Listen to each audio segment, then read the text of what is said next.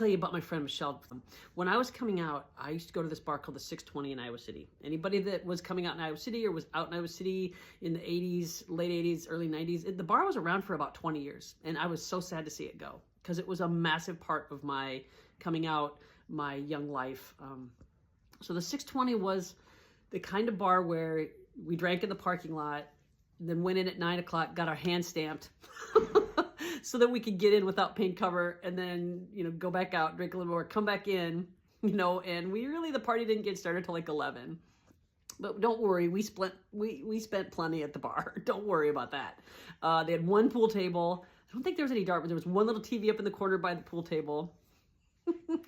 And then there was a long bar, and there was a couple of seats up like in this little area, and in the middle of the dance floor was this like a I don't know, a raised stage that was only about 6 feet long by 2.5 feet wide. Like, that's not an accident waiting to happen. And people would get up there and like do their dance, right? And it was supposed to be like a catwalk, but people would dance on there. And this is the kind of bar and this is my coming out experience. It was gay men and lesbians and straight women hanging out with the gay men. And it was so packed that you could barely move from point A to point B. And once you're on the dance floor, there was literally room to jump up and down, and that was it. It was a crowded, sweaty, hot mess, and we were having the time of our damn lives, enjoying being around other people that kind of understood us and having that solidarity. And we had a blast. So at the front door was Michelle.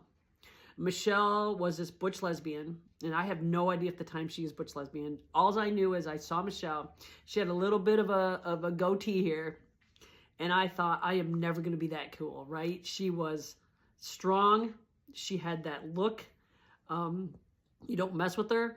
And her job was to sit at that front and check people's IDs and stamp their hand and make sure that nobody was going to come in and start anything. And I would see her. There would be like always that dude outside that was coming to get his girlfriend, and he's kind of starting shit in the parking lot or whatever. And just a look from her was enough for him to go, I'm just here to get my girlfriend. And I looked up at that and I thought, I am never going to be butch. If that's butch, I can never be that.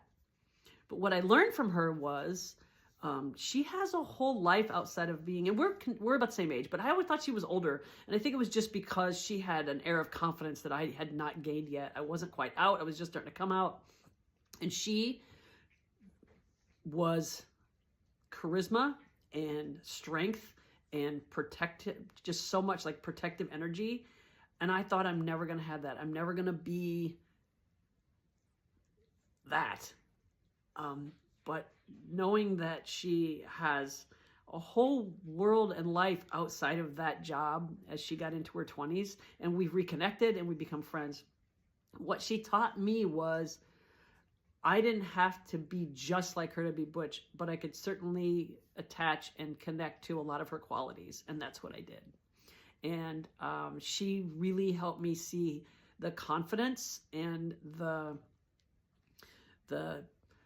love of being who she was that helped me to kind of feel good being butch as I got older, and understanding that butch is definitely a lot more about perception of ourselves and perception of the world as the world sees us, and energy and our experiences and how we negotiate and navigate that, than it was about a particular personality or strength or physical being.